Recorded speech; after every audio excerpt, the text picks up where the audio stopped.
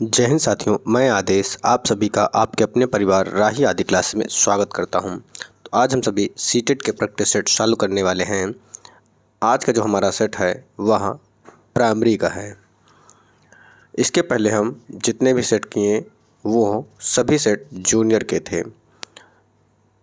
तो सबसे पहले हम इस गद्यांश को पढ़ेंगे और उसके बाद इस गद्यांश से संबंधित क्वेश्चनों को हम हल करने वाले हैं। तो आप सभी भी इस गद्यांश को पढ़िएगा। तो अब हम शुरू करते हैं। शिक्षा की बैंकिंग अवधारणा में ज्ञान एक उपहार होता है जो स्वयं को ज्ञानवान समझने वालों के द्वारा उनको दिया जाता है जिन्हें वे नितांत अज्ञानी मानते हैं। दूसरों को परम अज्ञानी बताना उत्पीड़न की विचारधारा की विशेषता है। वह शिक्षा और ज्ञान को जिज्ञासा की प्रक्रिया नहीं मानती। शिक्षक अपने छात्रों के समक्ष स्वयं को एक आवश्यक विलोम के रूप में प्रस्तुत करता है। उन्हें परम अज्ञानी मानकर वह अपने अस्तित्व का औचित्य सिद्ध करता है। छात्र हेगेलीय द्वंद्ववाद में वर्णित दासों की भांति अलगाव के शिकार होने के कारण अपने अज्ञान को शिक्षक के अस्तित्व का औचित्य सिद्ध करने वाला समझते हैं, लेकिन इस फर्क के साथ कि दास तो अपनी वास्तविकता को जान लेता है कि मालिक का अस्तित्व उसके अस्तित्व पर निर्भर है, लेकिन ये छात्र अपनी इस वास्तविकता को कभी नहीं जान पाते कि वे भी शिक्षक को शिक्षित करते हैं। तो ये रहा आपका गद्यांश। अब हम इस गद्यांश से संबंधित क्वेश्चन को देखते हैं। तो पहला क्वेश्चन हमारा है कि शिक्षा की बैंकिंग अवधारणा शिक्षा को किस रूप में प्रस्तुत करती है। ऑप्शन ए है शिक्षा की प्रक्रिया में केवल परम अज्ञानी शामिल होते हैं। ऑप्शन बी है शिक्षा ज्ञान के लेन देन की प्रक्रिया है।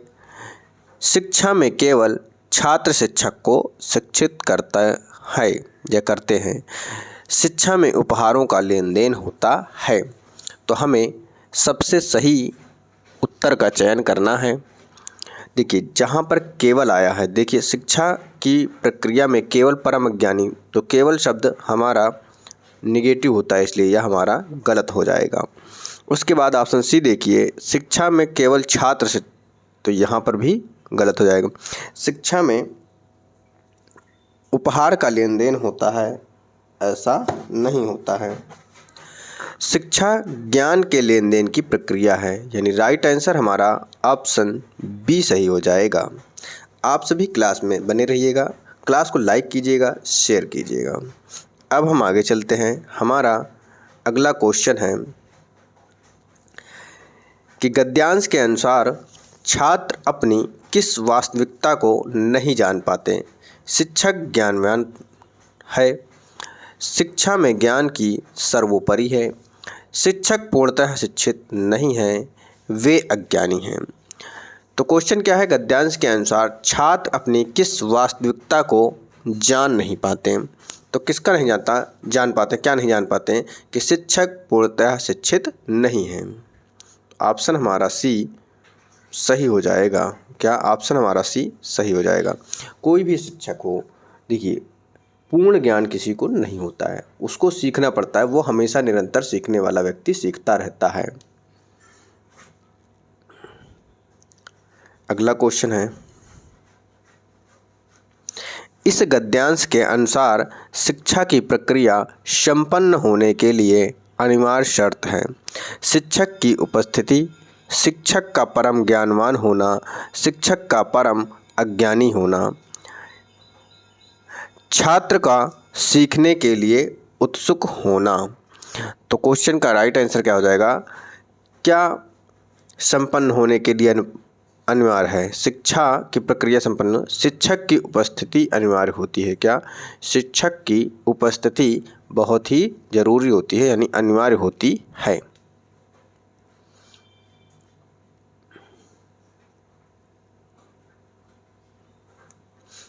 क्वेश्चन है अगला, गद्यांश के अनुसार उत्पीड़न की विचारधारा की विशेषता क्या है? जिसकी विचारधारा उत्पीड़न की विचारधारा। शिक्षा ज्ञान का उपहार है, शिक्षक श्रेष्ठ है और छात्र हीन है, आदर्श शिक्षक सदैव उत्पीड़क होता है, परम अज्ञानियों का शोषण अनिवार्य है।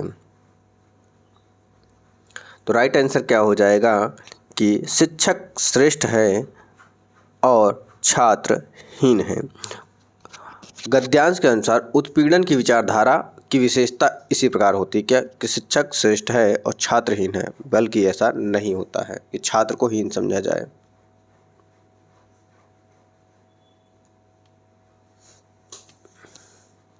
अगला क्वेश्चन है, गद्यांश में डैश पर करारा व्यंग्य किया गया है।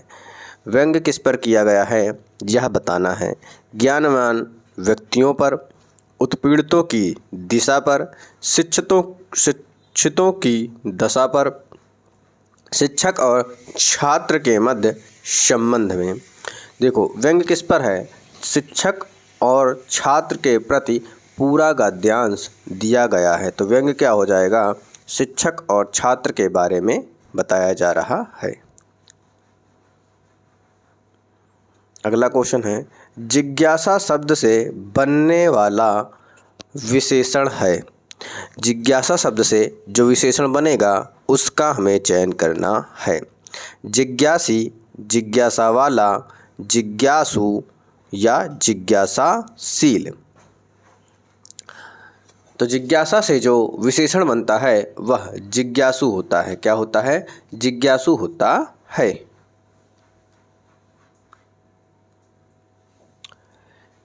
किस शब्द में दो प्रत्ययों का प्रयोग हुआ है? देखिए प्रत्यय क्या होता है कि किसी भी शब्द के बाद में जुड़ने वाला शब्द या वर्ण प्रत्यय कहलाता है। तो वास्तविकता, ज्ञान, विशेषता या विचारधारा। तो यहाँ पर देखना यह है कि किस शब्द में दो प्रत्यय हों। तो वास्तविकता देखिए, तो वास्तविकता शब्द में इक और वास्तविक हमारा शब्द हो जाएगा क्या? वास्तव हमारा शब्द होता है क्या? वास्तव हमारा शब्द होगा, लेकिन इक प्रत्यय जुड़ने से वास्तविक हो जाएगा, लेकिन फिर बाद में उसमें ता जुड़ जाएगा तो वास्तविकता हो जाएगा। देख लीजिए,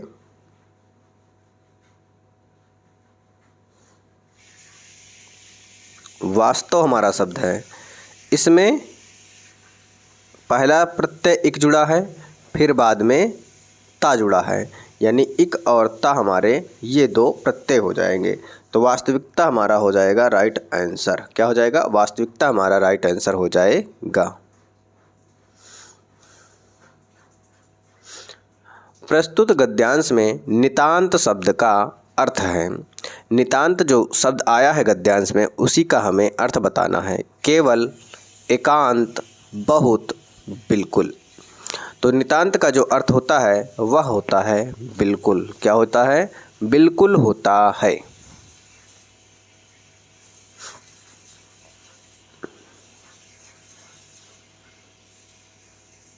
अगला क्वेश्चन है, उन्हें परम अज्ञानी मानकर वह अपने अस्तित्व का औचित्य सिद्ध करता है। रेखांकित शब्द की जगह किस शब्द का प्रयोग किया जाएगा? देखिए सिद्ध शब्द में रेखांकित किया गया है। अब सिद्ध शब्द की जगह कौन सा शब्द आएगा? प्रमाणित, प्रतिफलित, अंतर्निहित, प्रतिस्थापना। तो क्या आ जाएगा?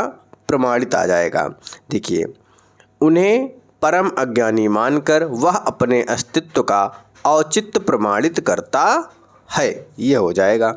तो सिद्ध की जगह कौन सा आएगा? प्रमाणित शब्द आ जाएगा।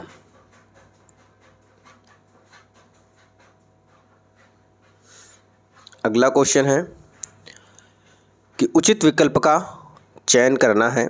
कहानी, कविता, गीतों और नाटकों के मध्य या माध्यम से बच्चे क्या सीखते हैं, ये पूछा गया है। केवल मूल्यों का अर्जन, केवल अपनी तर्क शक्ति का विकास करते हैं, अपनी सांस्कृतिक धरोहर से जुड़ते हैं, या केवल मनोरंजन प्राप्त करते हैं। देखिए, केवल शब्द निगेटिव है, तो जहाँ पर भी केवल है वो गलत हो जाएगा। देखिए, पहला भी गलत है, दूसरा भी और चौथा भी, बचा क्या, तीसरा। तो तीसरा क्या है, ऑप्शन हमारा सी सही हो जाएगा कि अपनी सांस्कृतिक धरोहर से जुड़ते हैं।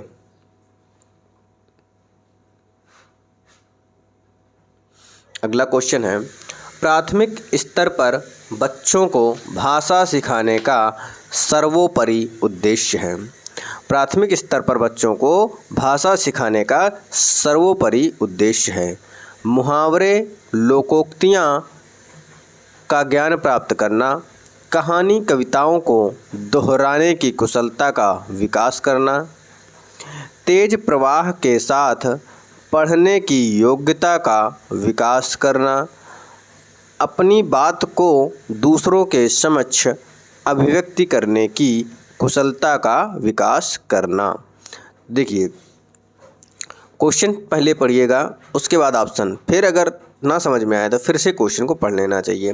प्राथमिक स्तर पर बच्चों को भाषा सिखाने का सर्वोपरि उद्देश्य होना चाहिए। क्या होना चाहिए कि अपनी बात को दूसरों के समक्ष अभिव्यक्ति करने की कुशलता का विकास करना। यानी राइट आंसर हमारा क्या हो जाएगा, ऑप्शन डी सही हो जाएगा।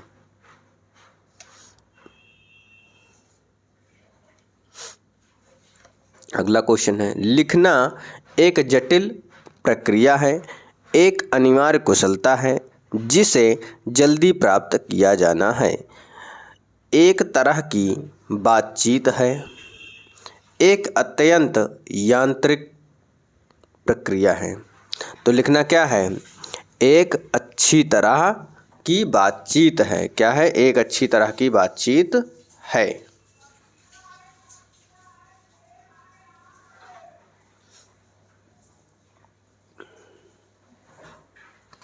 अगला क्वेश्चन है, कक्षा 1 के बच्चे डैश एवं डैश से प्राप्त बोलचाल की भाषा के अनुभवों को लेकर ही विद्यालय आते हैं।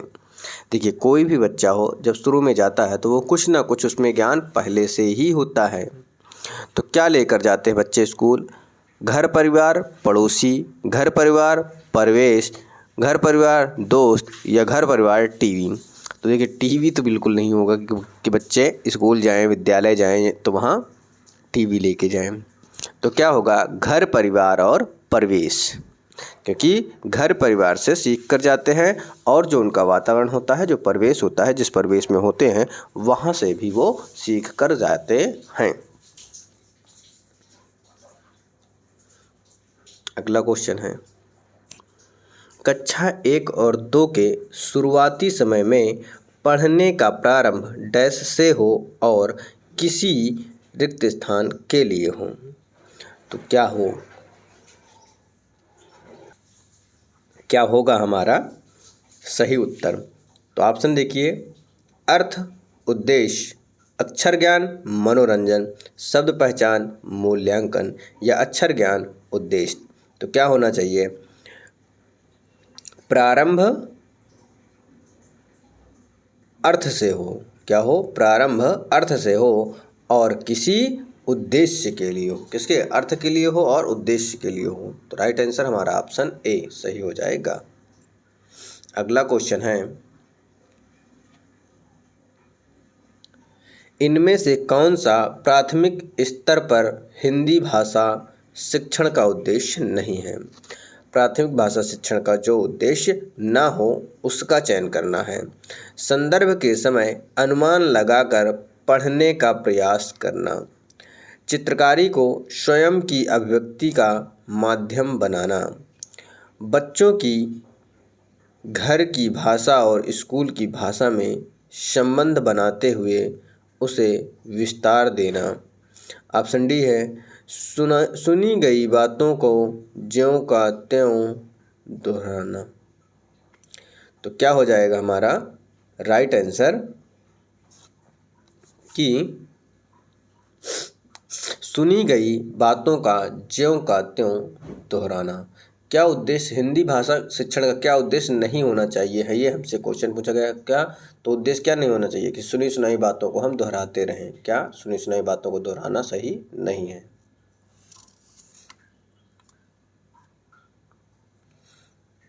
अगला क्वेश्चन है, भाषा कौशलों के संबंध में कौन सा कथन सही है। भाषा कौशल के संबंध में हमें बताना है, भाषा के कौशल अंतः संबंधित होते हैं। भाषा के सभी कौशलों को नए सिरे से सिखाने की आवश्यकता होती है। भाषा कौशल एक दूसरे से स्वतंत्र होते हैं। भाषा के चारों कौशल एक क्रम से सीखते हैं। भाषा कौशल संबंध में कौन सा कथन सही है, इसका चयन करना है। तो क्या है, भाषा कौशल अंतः संबंधित होते हैं। जो भाषा कौशल होती है वह एक दूसरे से अंतः संबंधित होती है।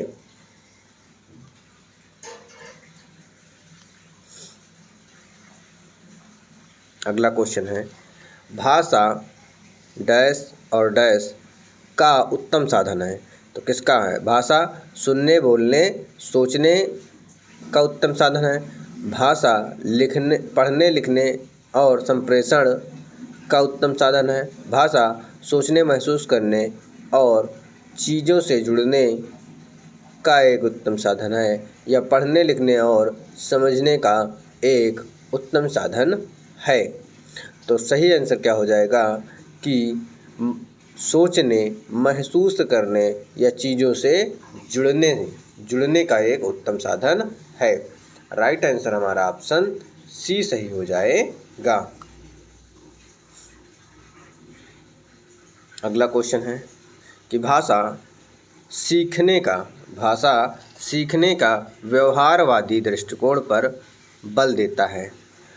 भाषा सीखने का व्यवहारवादी दृष्टिकोण अनुकरण, रचनात्मक भाषा प्रयोग या अभिव्यक्ति पर बल देता है। किस पर बल देता है, इसका चयन करना है। तो किस पर, अनुकरण पर बल देता है। किस पर देता है बल, अनुकरण पर। अगला क्वेश्चन है कि नासिरा पढ़ते समय अनेक बार अटकती है। नासिरा नाम की कोई बच्ची है, वह पढ़ते समय यानी किसी किताब को पढ़ती है तो बार बार अटकती है। उसे पढ़ने में कठिनाई होती है तो उसकी सामान्यता मुख्यता से संबंधित है, यानी वह किस रोग से संबंधित है। पठन अरुचि, डिसलेक्सिया, बुद्धिलब्धि या डिसग्राफिया। तो किससे है वो, बार बार अटक रही पढ़ने में, तो डिसलेक्सिया से संबंधित है। किससे, डिसलेक्सिया समस्या से संबंधित है।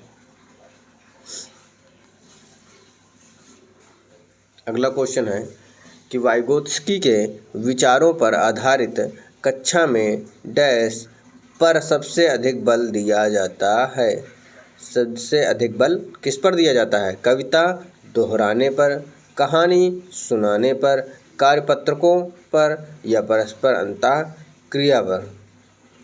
तो किस पर होता है, परस्पर अंतः क्रिया पर होता है। किस पर, परस्पर अंतः क्रिया, यानी ऑप्शन डी हमारा सही हो जाएगा। अगला क्वेश्चन है, हमारी कक्षाओं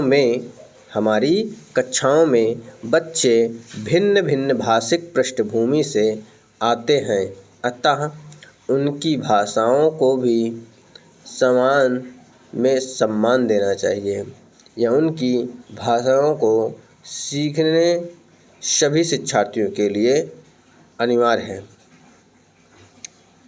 भाषा की पाठ्यपुस्तक में उनकी सभी भाषाओं के शब्द वाक्य होना अनिवार्य है। उनकी सभी भाषाओं की जानकारी शिक्षक के लिए अनिवार्य है। तो यहाँ पर उचित विकल्प का चयन करना है। क्या हमारी कक्षाओं में बच्चे भिन्न भिन्न भाषिक पृष्ठभूमि से आते हैं, तो अतः क्या हो जाएगा सही, क्या होगा सही कि उनकी भाषाओं को भी कक्षा में सम्मान देना चाहिए। क्या देना चाहिए? बच्चे बहुभाषिक होंगे, क्योंकि जब बच्चे एक ही क्लास में कई भाषाएं या कई क्षेत्र से बच्चे आएंगे तो क्या हो जाएगी? कक्षा बहुभाषी हो जाएगी। जब बहुभाषी कक्षा हो जाएगी तो एक दूसरे की भाषाओं से भी बच्चे सीखते रहेंगे या सीख लेंगे। अगला क्वेश्चन है कि इनमें से प्राथमिक स्तर पर भाषा आकलन का सर्वाधिक उचित तरीका है। किसी पाठ की 5 पंक्तियाँ पढ़वाना, बच्चों को चित्र वर्णन और प्रश्न पूछने के अवसर देना, बच्चों से पत्र लिखवाना या बच्चों से प्रश्नों के उत्तर लिखवाना। तो राइट आंसर क्या हो जाएगा? राइट आंसर हमारा हो जाएगा कि बच्चों को चित्र वर्णन और प्रश्न पूछने के अवसर देना, यानी उनको अवसर चाहिए और अवसर प्रदान करना बिल्कुल सही हो जाएगा। मान लीजिए आप ही पढ़ने जाएं और आपको अवसर ना दिया जाए तो आप क्या सीख सकते हैं? नहीं सीख पाएंगे। अगला क्वेश्चन है कि कौन सा प्रश्न बच्चों की भाषा क्षमता का सही आकलन करेगा? लड़की ने किसके दाम नहीं बताए? लड़की टोकरी में क्या बेच रही थी? यदि तुम आम बचाओगे तो उसके कितने दाम लोगे और क्यों? आजकल आम का दाम कितना है? तो सही विकल्प का हमें चयन करना है। तो क्या हो जाएगा? यदि तुम आम बेचोगे तो कितने दाम लोगे और क्यों? राइट आंसर हमारा ऑप्शन सी सही हो जाएगा। अब आते हैं अगले क्वेश्चन पे। तो अगला क्वेश्चन है हमारा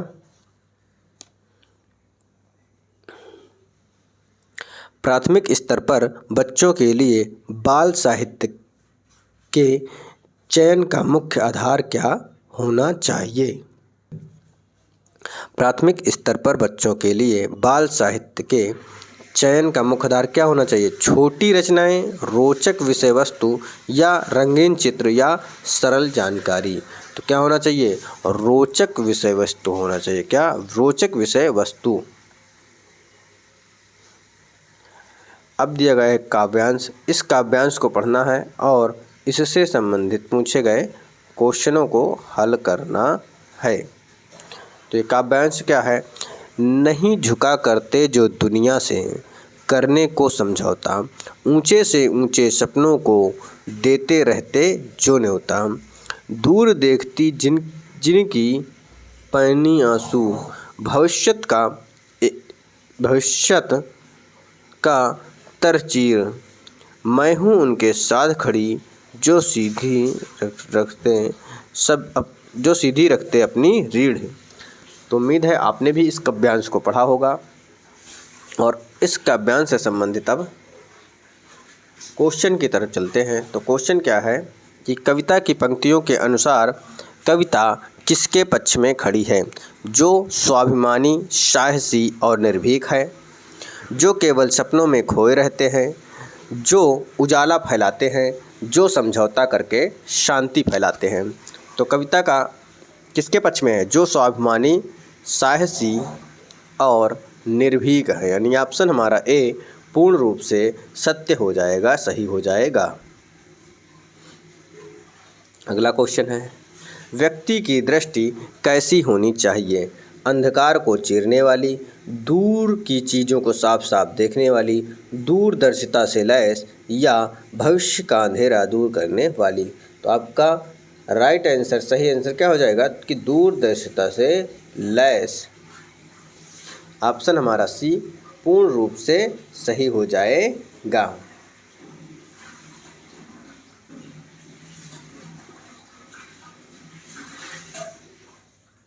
अगला क्वेश्चन है कि ऊंचे से ऊंचे सपनों को नियंत्रण देने का भाव है। ऊंचे सपनों को आमंत्रित करना या उच्च कोटि के सपने देखना और उन्हें साकार करने का प्रयास करना, स्वप्नशील रहना या सपनों को आमंत्रित करना। तो राइट आंसर क्या हो जाएगा कि उच्च कोटि के सपने देखना और उन्हें साकार करने का प्रयास करना। तो राइट आंसर हमारा ऑप्शन बी सही हो जाएगा।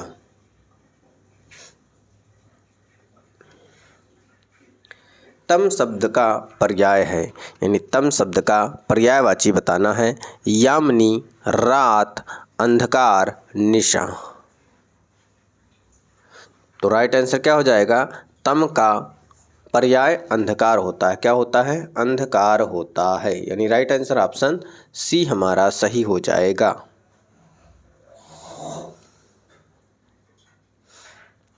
अगला क्वेश्चन है कि नहीं झुका करते जो दुनिया से, पंक्ति में किसके सामने ना झुकने की बात कही गई है या की गई है? विषम परिस्थितियों और अन्याय के सामने, दुनिया के सभी देशों के सामने, अन्यायी राजाओं के सामने या दुनिया के व्यक्तियों के सामने। तो राइट आंसर क्या होगा कि विषम परिस्थितियों और अन्याय के सामने। राइट आंसर हमारा ऑप्शन ए पूर्ण रूप से सही हो जाएगा। अब आते हैं आज का हमारा लास्ट क्वेश्चन है, जो कि सीटेट में 30 क्वेश्चन पूछे जाते हैं। सीधी रीढ़ का आशय है आत्मनिर्भर होना, सीधी बात कहना, स्वाभिमानी और स्वावलंबी होना या अभिमानी होना। तो क्या होगा? सीधी रीढ़ का आशय क्या हो जाएगा? स्वाभिमानी और स्वावलंबी होना।